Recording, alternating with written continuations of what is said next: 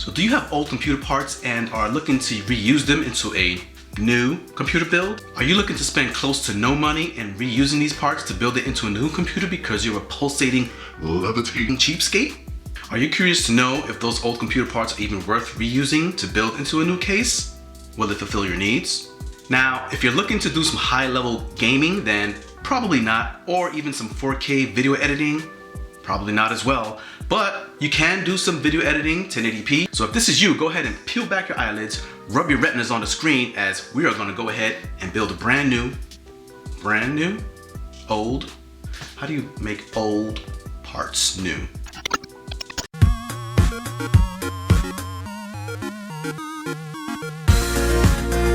What up, my techies and gamers? It's your boy Jermaine. Welcome back to my channel, TekToyzGaming. If you haven't done so already, go ahead and subscribe and click that bell notification so that way you get a notice and I pop up in your face when I create a new video like this one. So you have old computer parts sitting around the house and you don't know what to do with them. Maybe you want to sell them. Maybe you want to give them away. Trash them.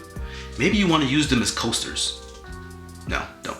I would advise against that. Don't use computer parts as coasters. So my advice to you at first is to do none of the above, as you may be able to reuse your parts for a brand new old PC build, right? Let's recycle those. And that's basically what I'm gonna attempt to do here today, right? Take some of my old components from an old machine, put it into a new case, renew it. I don't have any new parts per se to put into it, so it's all basically the old machine I have into a new case. Now the parts I purchased at the time were relatively decent, as I was able to do a lot of tasks 8 or 9, 10 years ago, including using Photoshop. I was able to video edit a lot of videos. I've done some video production in Adobe After Effects, and though some of the times for exporting videos did take a while, it still performed the task good enough. All right, so my first relic up is the Intel Extreme board. Now, at the time, this guy was a pretty formidable opponent during that time, 8, 9 years ago. Let's have a look at it, why don't we? I actually still have the box. Can you believe that? 10 years. Here is that magnificent relic itself in its formidable glory, right? Here we go. It's pretty basic in today's terms, if you put it side by side with some of our modern motherboards.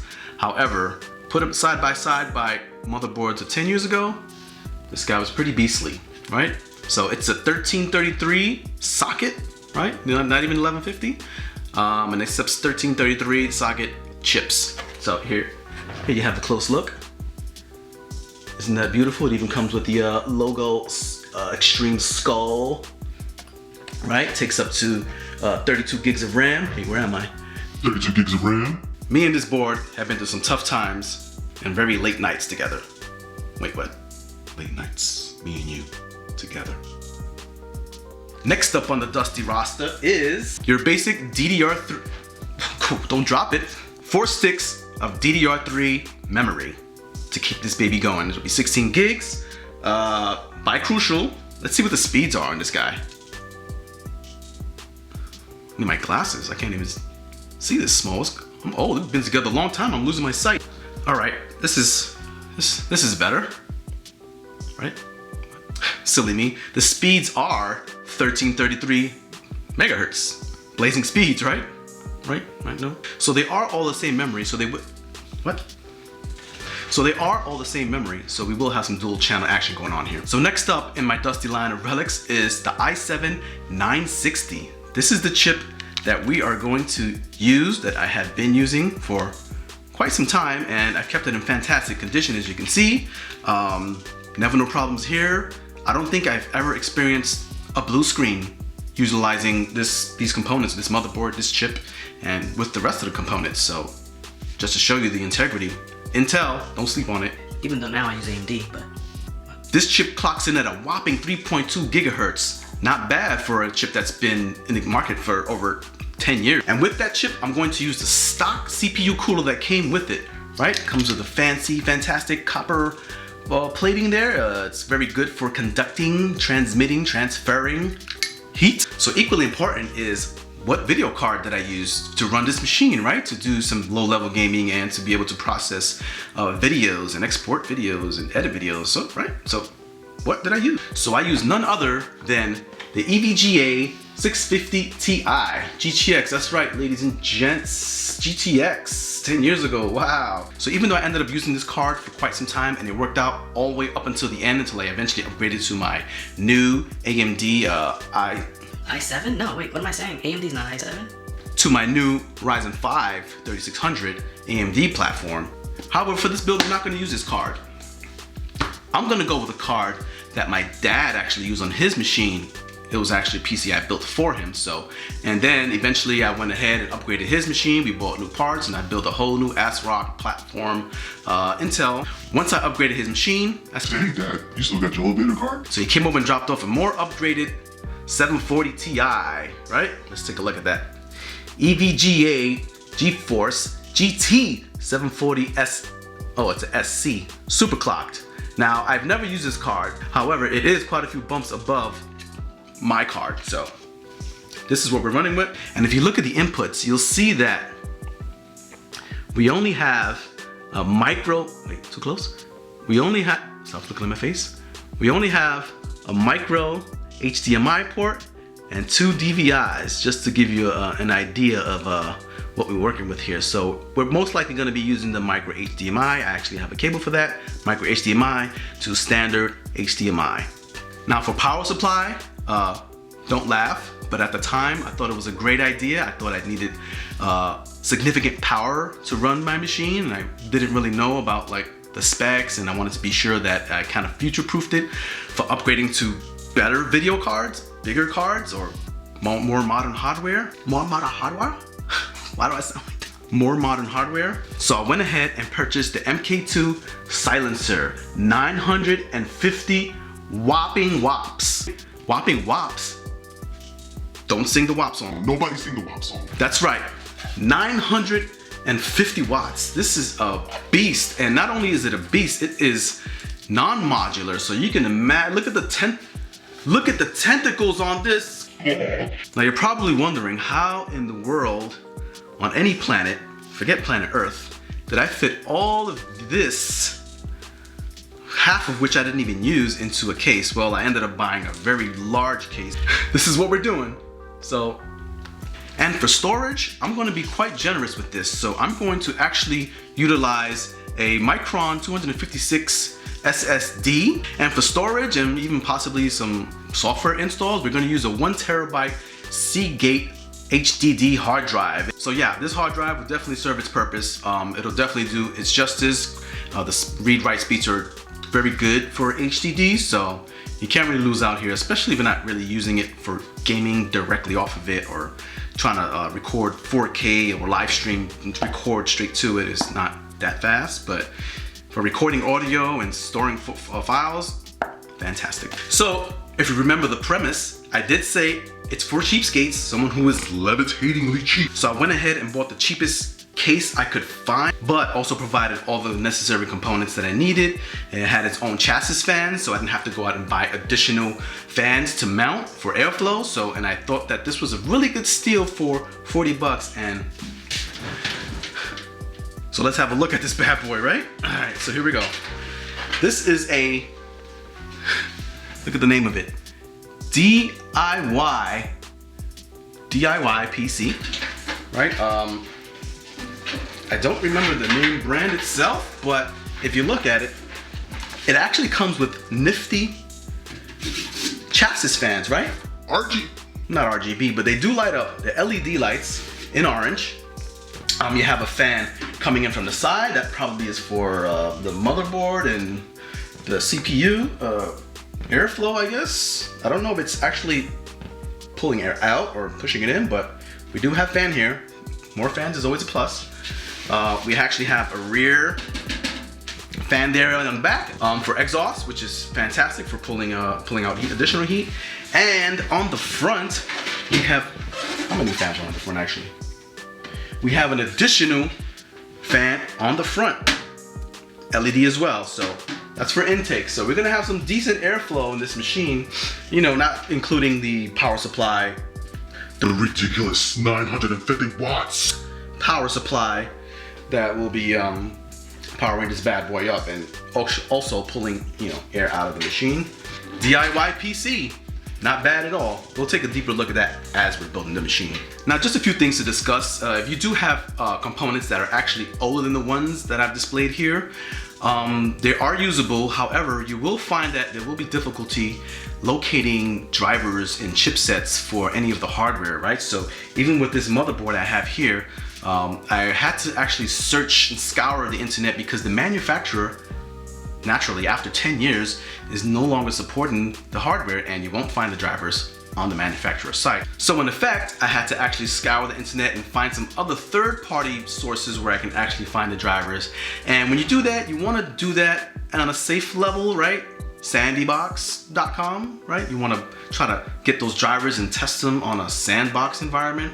I wouldn't advise downloading that and trying to run it on your personal machine anyway. All right, TekToyzGamers, let's go ahead and do what we came here to do, and that's to go ahead and build us a new, old PC, renewed. What? Let me just get smart for that. No, it doesn't make me smarter.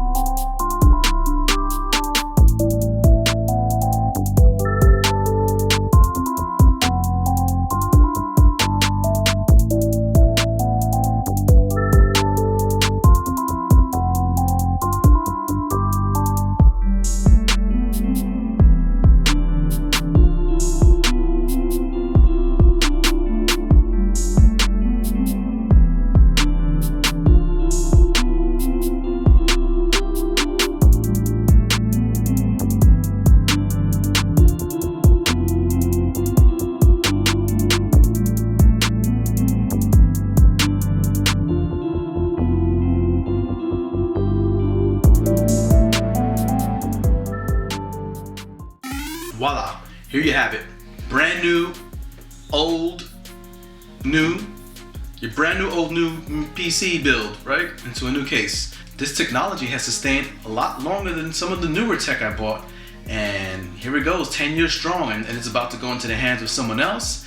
And I'll keep probably tabbed with them and see how the machine is working, but I suspect that this will go for quite some time as well, as is. The only real challenge I had with building this machine was the fact that I had one defective PCI power cable that was going into the video card. So when I had powered it up, it just to do a test run to see if it would actually power up, it actually would not power. It would just power up and just kind of shut down, not shut down, but just not give any power to the components. But the power supply itself, the fan would keep spinning. So it was the PCSU was definitely working. PCSU? The PSU, power supply unit. So essentially what I had was an adapter that was going from one of the power supply connector cables into the actual graphics card. However, when I removed that adapter and just plugged in, I found another cable, bazillions of cables that were with that power supply. 6-pin PCI cable, power cable. When I plugged it in directly, voila, magic. Now I'm only here now without the machine powered up because of one simple thing. Now I know a lot of people say this is something that's aesthetically pleasing, but I'm here to share it with you, right? We're gonna do it with this new, old new, this new, old new PC build, right? So let's get up and close and personal. Let's take a look at this. Now look at the glory. Look at the beauty of this. Old, new thing. I know you saw it coming. The tape, the plastic wrapping, right? We need to hear this. Maybe I should get close so we can actually, let's see, can I move this table forward? Oh, the table moves. Let's get up and close and personal. Let's be personal with each other, right? Let's get to know one another. Maybe I should zoom out. Let's see, can I zoom out a little bit? Yeah, right there. Awesome. Wait, maybe I'm too close. PC right here? Okay, yeah, here we go. All right, so let's get a good, yeah, so we can see. Making it so dramatic, right? I want to see if it's true, that sound that people will get of crisp newness, right?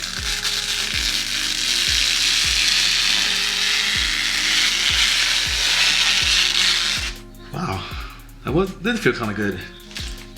All right, now to throw this out.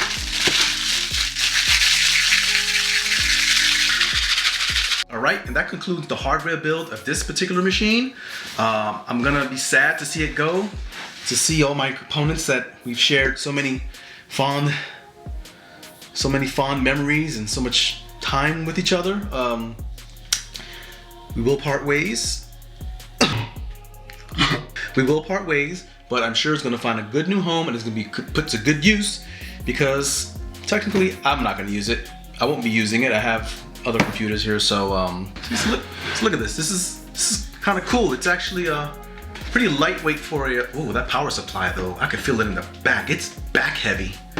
That butt is weight. And the back end is definitely heavy due to that Enormous power supply that I been trucking around for years. All right, so you've been in tune with Tech Toys and Gaming with Jermaine.